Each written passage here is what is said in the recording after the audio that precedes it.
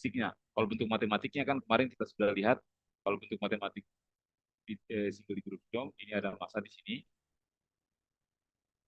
kemudian di sini ada ini ada redaman itu dimodelkan sebagai ini, kemudian ada bakuan, kemudian di sini diasumsikan bergerak bebas ya.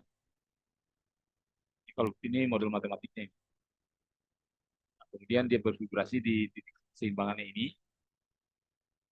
jadi gerakannya ke sana, sana, bolak-balik. Sehingga kalau tanpa redaman amplitudonya konstan, dengan adanya redaman amplitudo akan turun seiring waktu ya. Pada akhirnya amplitudonya nol, yang artinya struktur ini berhenti bervibrasi. Nah, jadi kondisi ini yang real di lapangan ini. Ini adalah vibrasi yang terjadi. Kalau ini hanya sebagai asumsi saja bahwa redaman tidak terjadi pada sistem struktur. Nah, ini tidak mungkin. Maka kita bahas yang ini sekarang.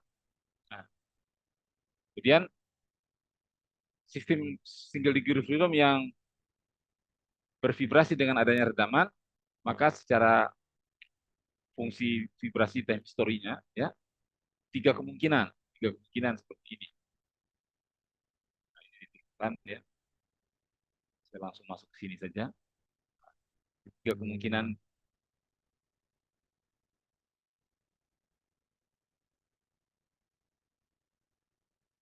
begitu.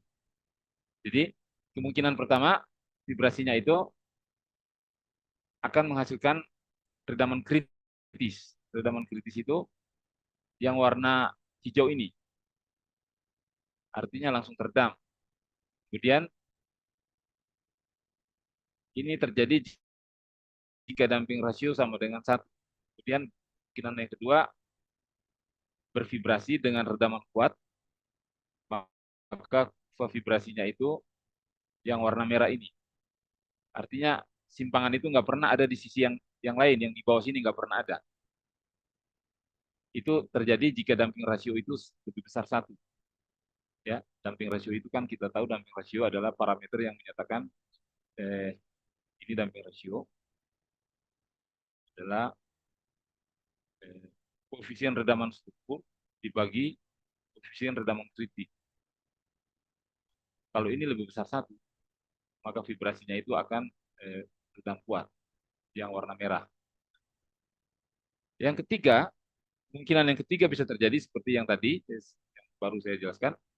Kalau redamannya lemah, maka struktur itu akan bervibrasi dengan amplitudo yang makin mengecil, warna biru ini. Dan pada akhirnya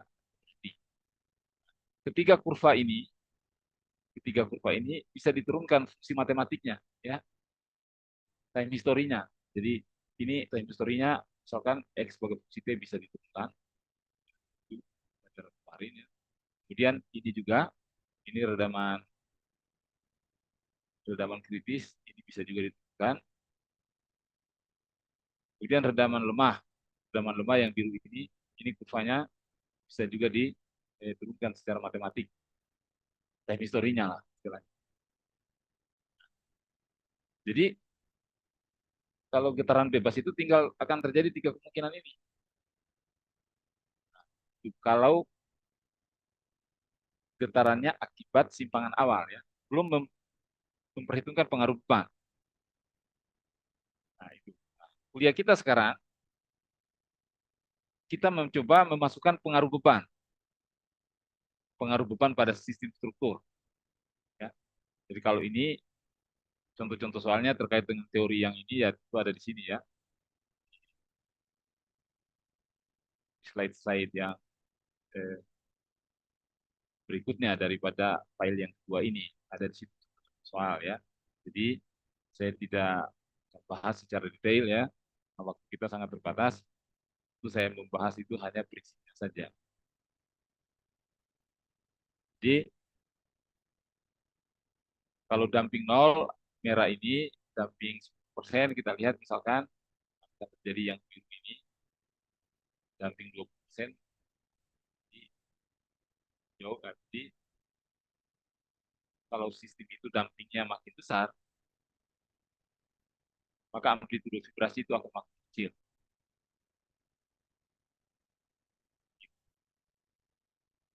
Dan struktur-struktur yang telah diteliti ya, untuk misalkan struktur frame ya, itu punya damping rasio seperti ini. Misalkan ini adalah pal baja dengan bilas, itu atau dengan dibaut itu akan berbeda dan demikian juga struktur yang lain ya. Artinya damping ini hasil-hasil dari ya.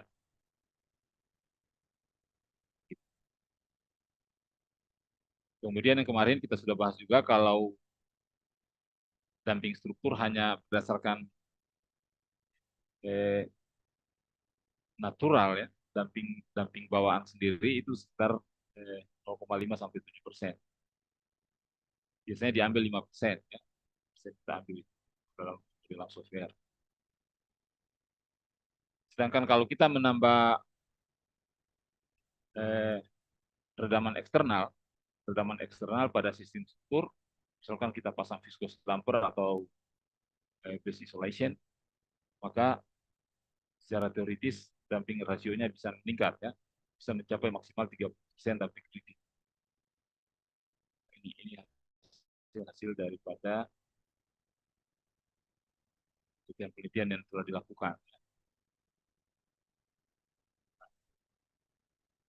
Kemudian dengan adanya pengaruh damping atau redaman pada sistem struktur, maka damping itu bisa dievaluasi, bisa ditentukan. Jadi misalkan kita punya struktur, kita mau hitung redamannya berapa, ya berapa persen dari damping ratio, maka struktur itu kita vibrasi, kita getarkan dengan getaran bebas, nanti amplitudonya akan turun seperti ini, turun secara seiring waktu.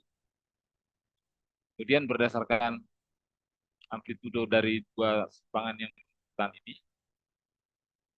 kita akan bisa menghitung eh, damping rasio struktur. Kemudian dari damping rasio kita bisa menghitung koefisien redaman. Jadi contohnya ini kalau kita getarkan, jadi seperti ini. Kemudian fungsi simpangannya sebagai fungsi waktu ini, C ini adalah suatu konstanta yang bisa ditentukan dari kondisi awal ya. Ini dampingnya, ini adalah waktu ya. Jadi nanti semua besaran-besaran ini semua diketahui ini. Omega 0, omega D, beta ya. Jadi nanti hanya fungsi T saja. Nanti bisa digambarkan dengan Excel begini. Misalnya kalau di program itu langsung bisa keluar ininya. Kemudian eh, rasio dari dua simpangan ini bukan secara matematik akan memberikan suatu besaran yang disebut dengan logaritma displacement ya, penurunan logaritma. Nah, ini simpangan amplitudo simpangan yang berurutan akan dirumuskan dapat ini. Kemudian setelah delta didapat, maka damping rasio itu bisa didapat. Di sini delta per 2V. Setelah damping rasio didapat, maka kita bisa mendapatkan koefisien redaman T sama dengan 2M Mega kali damping. Jadi koefisien redaman struktur itu harus menentukannya harus melalui eksperimen. Beda dengan kekakuan. Beda dengan kekakuan struktur. Itu ilustrasinya dulu ya. Jadi sebagai contoh misalkan kalau kita lihat contoh-contoh kasus ya, misalkan ini suatu struktur portal, misalkan portal ruang. Kita kita bangun misalkan prototipe di lab gitu ya. Kemudian kita mau ingin berapa redaman struktur ini? Mau ingin tahu. Tentu kita nggak bisa hitung berdasarkan properties material kolom ataupun balok, nggak bisa. dia didapat melalui uji vibrasi. Ini digetarkan sehingga dia bervibrasi bolak-balik ini. Nah, begitu. Jadi kalau kalian misalkan mau lakukan penelitian, ada uji lab, saya membangun suatu prototype gitu, model, kemudian saya mau ingin ketahui redamannya berapa sih, berapa persen dari damping rasio. Nah, maka ini divibrasikan. Nanti setelah divibrasikan akan menjadi seperti ini. Nah, ini.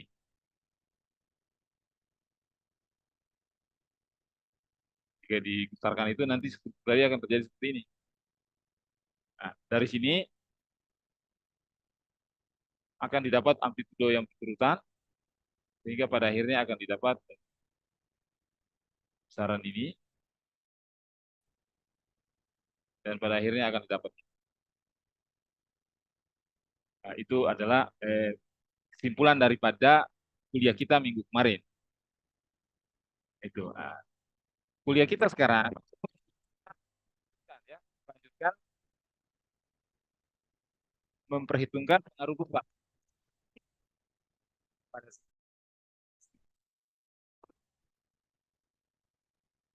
Pak, nah, maaf begitu. suaranya Pengaruh beban pada putus-putus. struktur. Oh, sekarang sudah terdengar kembali nggak? Sudah jelas? Bentar ya. Volumenya yang kurang.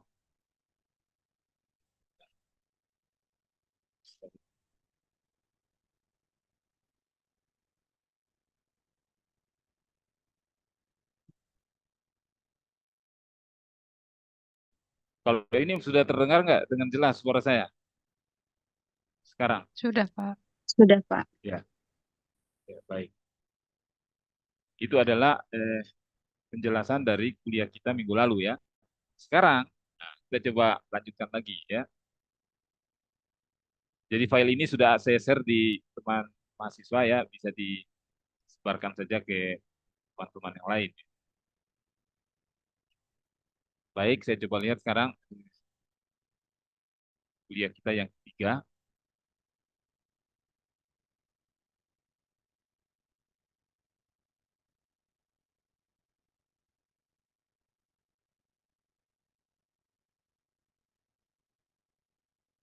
Ya.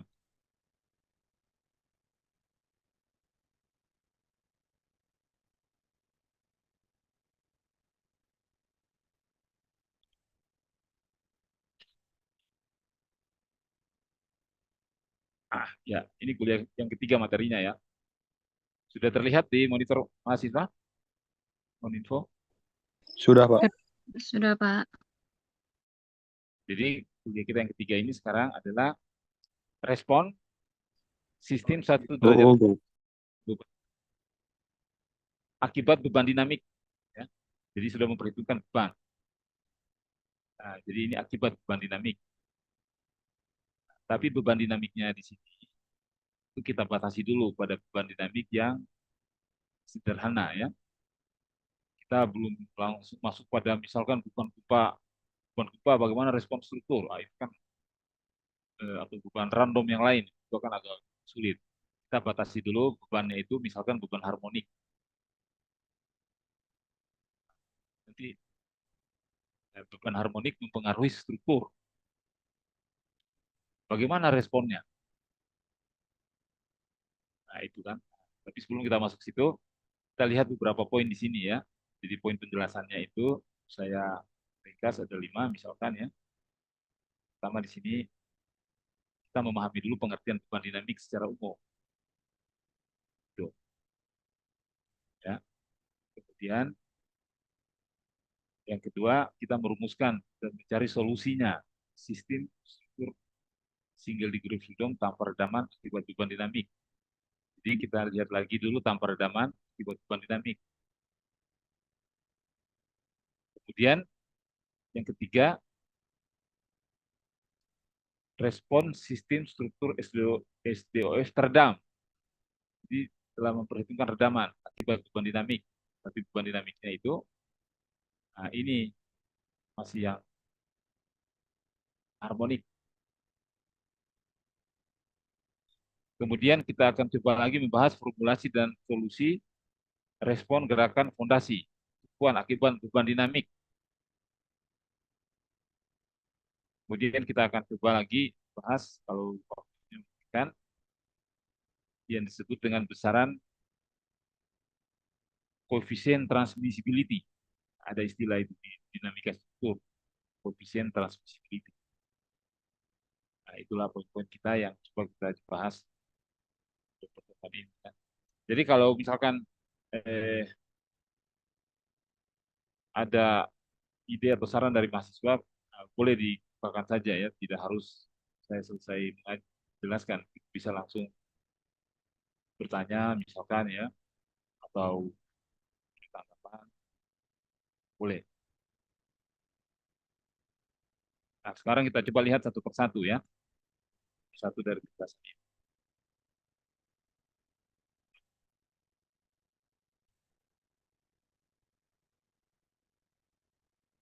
Jadi pertama kita coba melihat dulu pengertian beban dinamik secara umum ya. Jadi beban dinamik itu tentu berbeda dengan beban statik ya. Beban dinamik fungsi dari T, simbolnya fungsi T. Jadi besarnya itu bergantung waktu ya, bergantung waktu. Contoh-contoh beban dinamik kalau kita lihat di alam ya, misalkan beban harmonik seperti ini modelnya ya. Jadi sumbu Y adalah Ft, sumbu X waktu time. Biasanya beban-beban ini ditimbulkan oleh rotasi dari suatu mesin ya, rotasi dari suatu mesin yang berputar, kemudian akan menumbuk misalkan landasannya itu akan berubah secara periodik, makanya disebut beban harmonik, harmonik loading. Kemudian ada lagi, jadi besarnya berubah ini, jadi arah arah ke sana itu arah ke atas misalkan arah X, arah utara, arah ke bawah itu berubah jadi arah selatan. Besarnya itu, besarnya berubah ini. Kalau T di sini nilainya, T di sini, di sini, T di sini bisa jadi arah sudah di sini. Kemudian ada juga beban harmonik itu beban impuls ya, misalkan seperti ini, di mana beban impuls itu polanya adalah naik secara ekstrim dalam waktu yang singkat. Jadi dalam delta T yang singkat, ini delta T-nya singkat sekali, tapi nilainya naik besar ya. Nah, ini biasanya beban tumbukan ya. Jadi kalau kita bawa kendaraan, kita menabrak sesuatu, nanti pola bebannya seperti ini. Naik, kemudian hilang. Nah, itu beban harmoni, beban dinamik itu. Beda sama beban statik ya. Ada lagi beban misalkan ini ya, beban percepatan gempa ya. Gempa bekerja pada struktur di mana rekaman gempa direkam oleh alat seismograf begitu.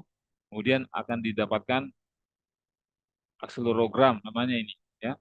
Jadi sumbu X ini adalah waktu, sumbu Y-nya itu biasanya akselerasi ya, X growth. Jadi berubah secara acak random fungsi waktu. Ya. Ada juga beban periodik begini, beban yang berulang secara segitiga ya, sama dengan ini tapi ini segitiga, tidak harmonik ya. Kalau harmonik itu fungsi sinusoidal ya. Kalau ini fungsi segitiga. Ada lagi beban yang acak begini, beban random. Itu beban-beban ini ada ya, ada di dalam kehidupan kita pasti ada beban random, beban angin yang turbulen misalkan begitu ya, turbulensi. Maka besarnya itu merupakan fungsi waktu yang tidak beraturan. Ada lagi beban model seperti ini ya. Ini misalkan beban akibat ledakan ya, ledakan bom gitu, ledakan bom naik secara ekstrim dalam waktu yang singkat. Kemudian ada beban ini tekan, ini hisap. Ada beban tekan, ini hisap, kemudian hilang. Nah, itu biasanya pola beban blast loading, beban ledakan. Nah, itu pengertian dari beban dinamik. Kemudian nanti beban-beban dinamik ini nanti bekerja pada struktur sini. Nah, ini secara umum ya. Nah, bekerja di struktur. Nah, kemudian dinamika struktur itu harus bisa bagaimana merumuskan respon dari struktur ini akibat pengaruh semua beban-beban ini. Jadi kalau di software kan bisa ya, bisa di running keluar respon time history-nya. Tapi konsepnya bagaimana? Kalau software kan langsung hasil. Kita nggak tahu matematiknya gimana. Nah, di sini di dinamika struktur coba dibahas matematiknya. Nah, bagaimana beban gempa, misalkan ini dari beban ini berubah menjadi beban gempa time history misalkan atau respon spektra atau beban angin begitu, beban angin yang bertiup pada struktur, bagaimana vibrasi dari struktur. Nah, itu tujuan daripada kita mempelajari dinamika struktur. Jadi mengaitkan antara respon dengan beban. Ya, itu ya. Baik, itulah contoh-contoh beban dinamik. Nah, sekarang aplikasi beban dinamik itu pada struktur. Nah, kita coba lihat lagi sekarang aplikasinya bagaimana. Nah,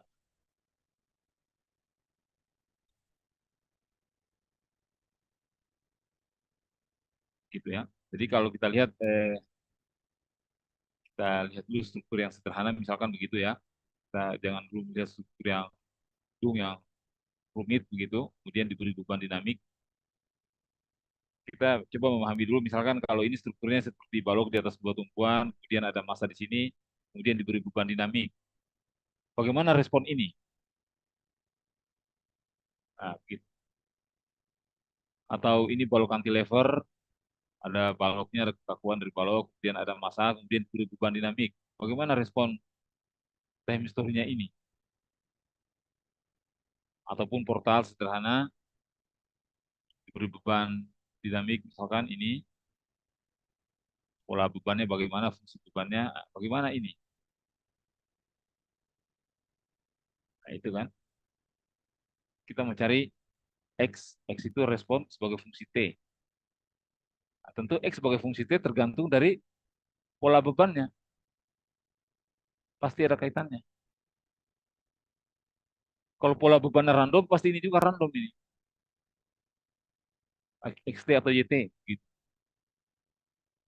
Nah, tergantung ini. Jadi ini time history dari perpindahan juga sangat berkaitan dengan time history fungsi bebannya. Kemudian sangat tergantung juga dari properties dari strukturnya. Properti struktur itu maksudnya masanya, kekakuannya, rendamannya. Nah, itu kita akan coba bahas itu ya.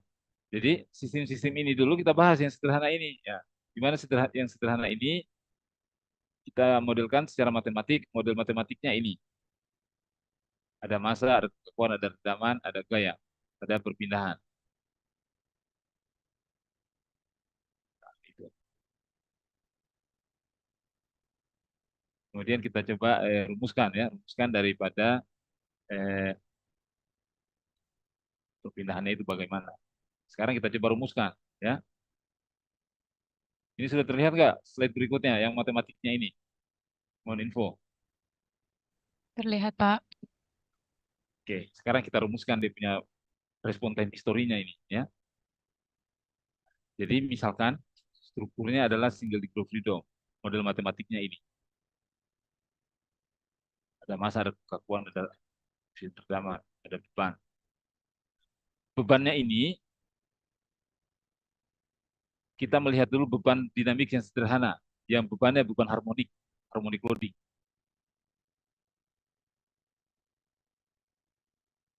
Dimana harmonik loading itu artinya beban itu yang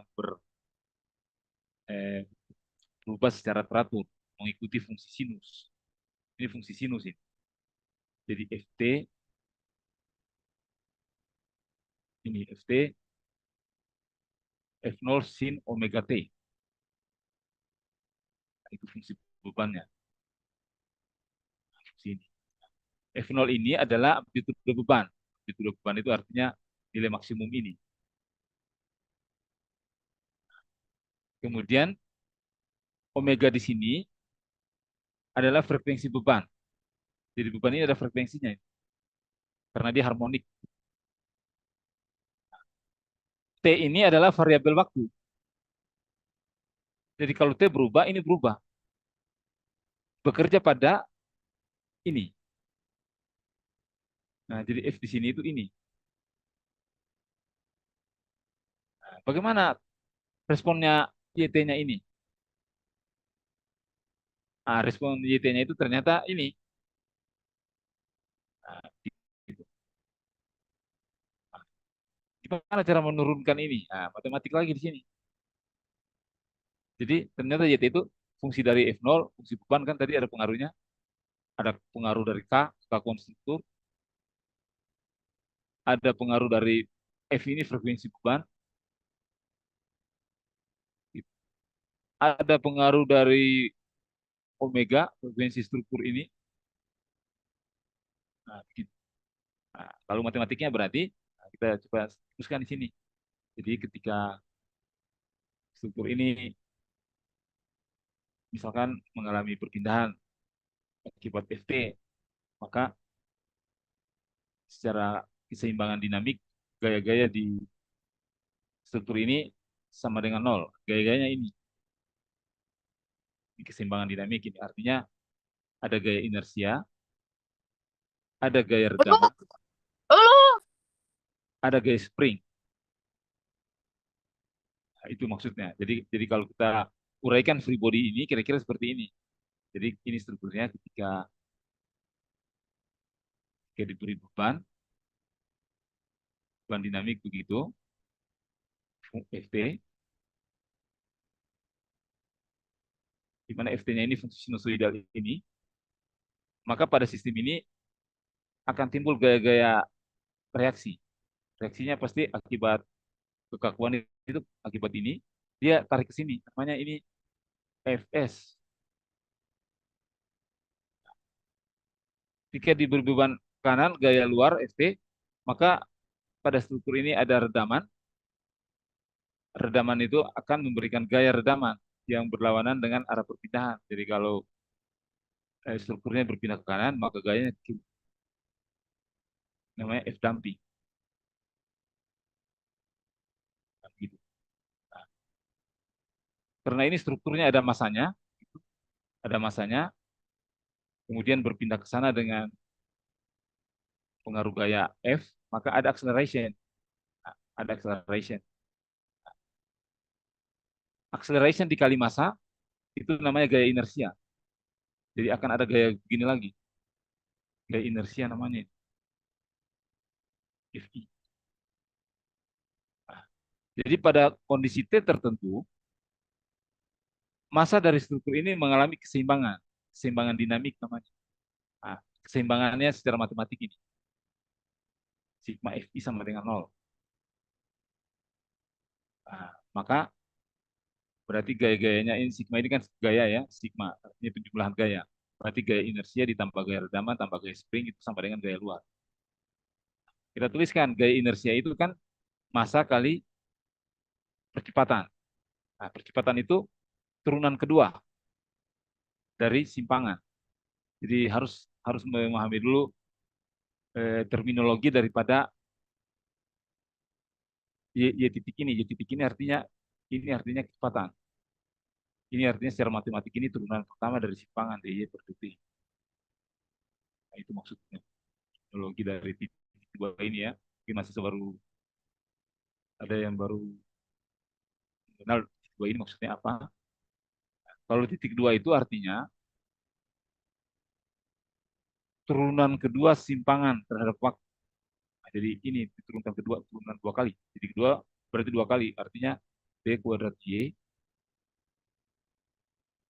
dt kuadrat. Ini kan namanya acceleration, percepatan. Makanya di sini massa kali percepatan. Nah, ini gaya inersia ini. Kemudian ada gaya damping. Gaya damping itu adalah struktur ini kan ada koefisien redaman. Nah, kemudian ada kecepatan. Nah, koefisien redaman dikali kecepatan ini namanya gaya redaman damping. Kemudian di struktur ini ada kekakuan. Kekakuan dikali perpindahan ini namanya gaya spring sama dengan gaya luar. Gitu. Nah, jadi persamaan persamaan matematiknya itu sederhana, hanya ini menyelesaikan ini. Nah, untuk menyelesaikan ini ya ini kan belum ada angka di sini, hanya secara rumus ya. Jadi massa itu nanti diketahui ya, koefisien redaman diketahui, kekakuan diketahui, gaya diketahui, ya. Jadi akibatnya persamaan diferensial ini namanya persamaan diferensial ya. Persamaan diferensial kita bisa pecahkan bagaimana y sebagai fungsi t, kemudian y titik sebagai fungsi t, kemudian y titik 2 sebagai fungsi t. Itu artinya acceleration. Nah, oke, sekarang kita selesaikan ini matematik. Kita coba sederhanakan dulu kasus ini. Kita coba misalkan kita tidak memperhitungkan pengaruh redaman. Misalkan dulu, kalau tidak ada redaman bagaimana? Nah, berarti suku ini nol. Suku ini nol. Sehingga persamaan diferensial ini tinggal ini. Nah, begitu. Nanti sebentar kita perhitungkan lagi nih. Ini kita ambil yang sederhana dulu. Jadi tinggal M jadi 2T tambah K JD sama dengan F0 D. Nah, persamaan diferensial ini persamaan orde 2. Secara matematik solusinya adalah, kalau kalian belajar matematika, maka ini adalah persamaan diferensial orde 2 linier, non homogen, ya.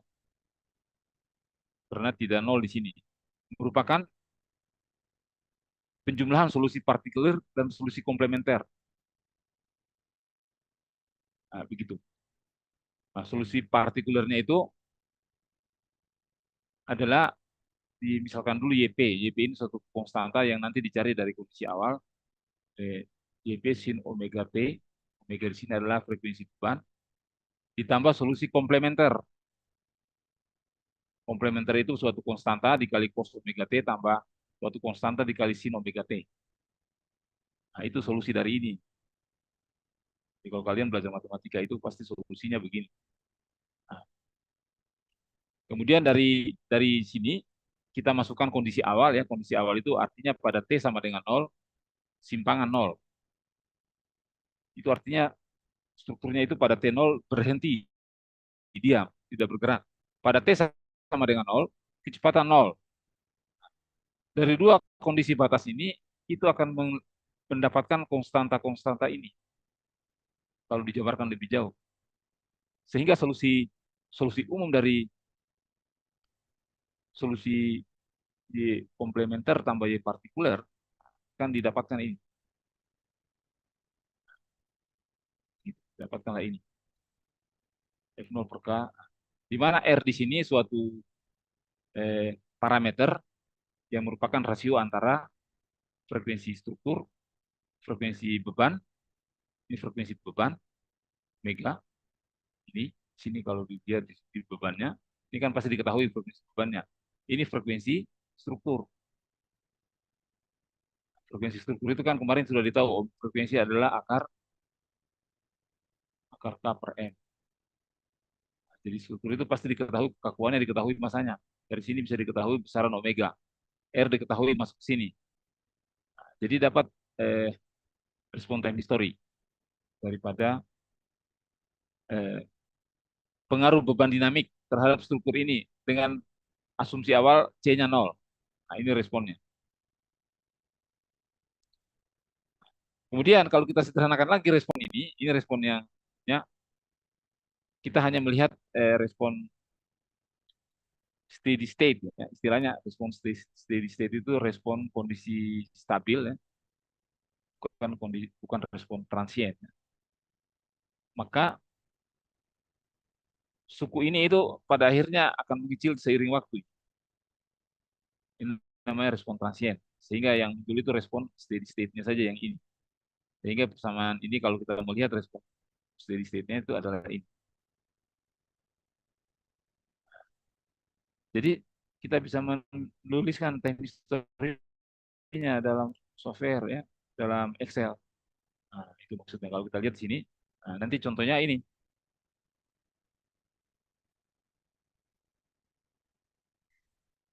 Jadi kalau pakai pakai software SAP atau etap ya atau yang lain itu gampang sekali ya. Kita tinggal modelkan, beri beban, running, langsung keluar time history ini. Gitu. Nah, ini sebagai contoh, suatu struktur ini kemudian diberi bebannya ini 5 sin 2T ya. Makanya tadi ini harus diketahui apa? Ini adalah amplitudo beban, ini adalah frekuensi beban. Kemudian bekerja selama 30 detik ya. Kemudian strukturnya ini diketahui beratnya di sini 0,2, di sini semua 0,2 kilonewton, kemudian kekakuan kolom ini dan ini setelah dihitung ini amplitudo bebannya 5, sini 5, T-nya ini, beban dinamiknya ini.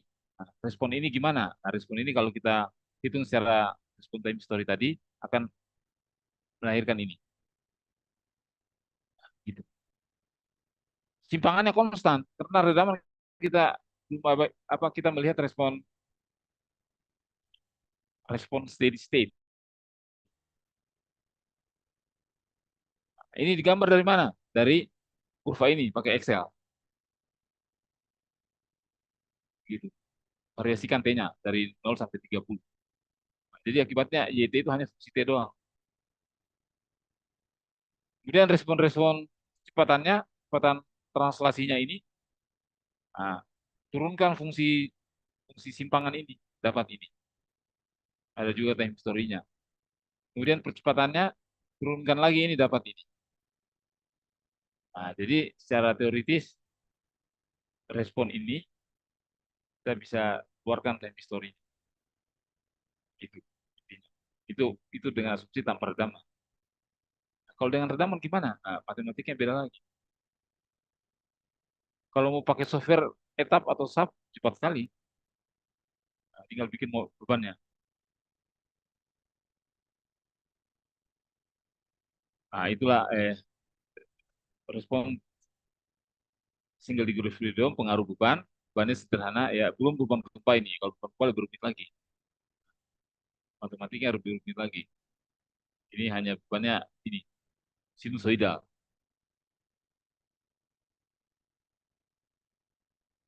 Sini mungkin ada pertanyaan dari mahasiswa, silakan kalau mau beri tanggapan terkait dengan penjelasan ini.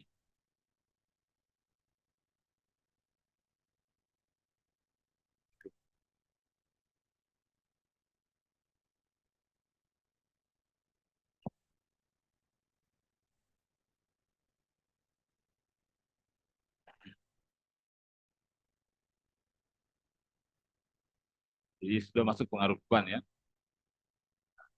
Jadi respon-respon yang tadinya, respon simpangan, respon kecepatan, dan percepatan kita tinggal turunkan. Kemudian kita gambarkan dengan Excel ya, T kita variasikan. Sini fungsi YT, fungsi Y titik T, Y titik T. Kalau kita eh, gambarkan secara grafik dari ketiga respon ini, maka akan kita lihat di sini.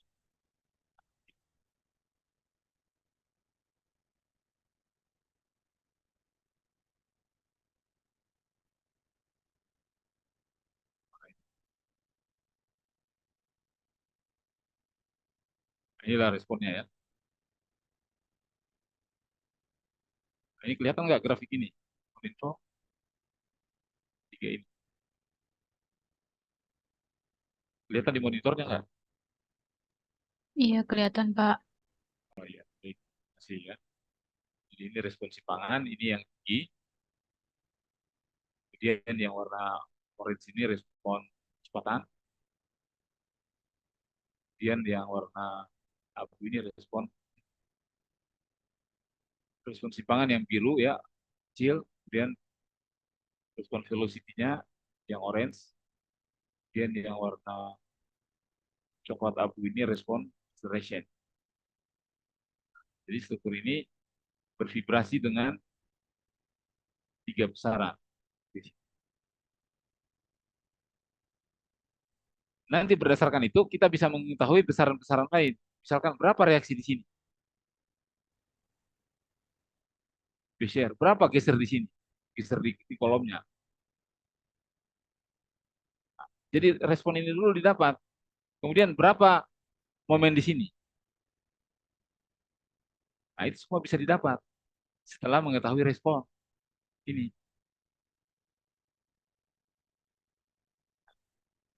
Biasanya yang diambil itu dalam desain itu nilai maksimum.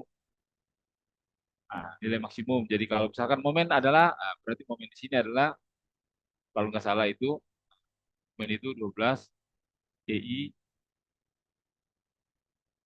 per H pangkat 3 kali delta, kali delta X. Delta X ini selisih antara simpangan di sini dengan ini. Delta, makanya delta. Simpangan di sini 0, karena ini fix. Kalau gempa kan nanti ininya goyang. Nah, makanya deltanya itu, nah, kita ambil delta di sini, delta maksimumnya. EI-nya itu parameter kolom. Jadi momen di sini didapat. Geser di sini gimana? Geser di sini adalah kekakuan kali delta. Delta max. Kalau ambil nilai maksimumnya. Nah, delta max-nya itu apa? Perpindahan ini. Nah, jadi reaksi di Bezier itu bisa didapat. Jadi awalnya mendapatkan respon time story. Baru diambil nilai maksimum. Kalau dalam desain itu diambil nilai maksimum, kemudian besaran-besaran respon yang lain, gaya dalam, momen, ya itu bisa dievaluasi berdasarkan respon.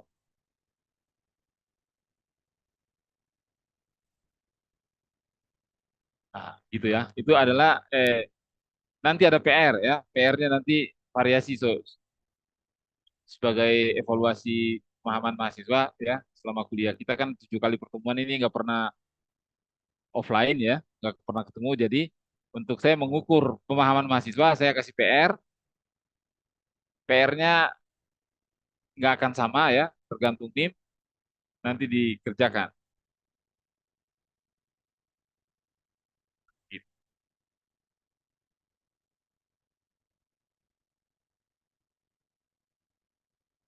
Nah, ini misalnya contoh soal, ini latihan di rumah, contoh satu. Ada NIM di sini ya, nah, variasi untuk tugas ke satu, nanti ada tugasnya misalkan strukturnya ini, sederhana dulu.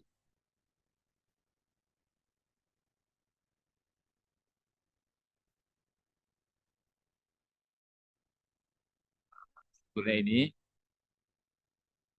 kalau cantilever ya, ada massa di sini, ada panjangnya sekian, 1 meter, EI kekakuan kalau cantilever ini sekian, masanya 20 kilo, kekakuan pegas luar ini, bebannya ini. Ya, ini kalau standarnya. Nah, kalau secara mahasiswa nanti ini tergantung NIM. Nah, tentukan besaran A, B, C, D. Nah, D itu nanti bandingkan dengan hasil software, sub atau etap. Nah, gitu. Jadi output dari software tidak langsung harus difahami, tidak langsung di running-running saja keluar hasil. Begitu.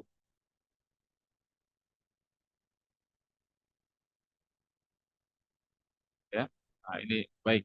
Jadi karena sekarang sudah masuk maghrib ya, kita coba rehat sejenak ya. Rehat sejenak dulu, 15 menit, setelah itu kita lanjutkan lagi. Ya, paham ya, Bang Info? Baik, Pak. Ya, ini contoh soalnya saja ini. Kalian bisa lihat-lihat. Nanti sebentar setelah maghrib, memperhitungkan pengaruh redaman. Nah, nanti ada beban gempa, gimana? Secara teori, bukan secara software, secara teori. Ya baik, kita coba rehat sejenak. Meski salat maghrib bagi muslim ya.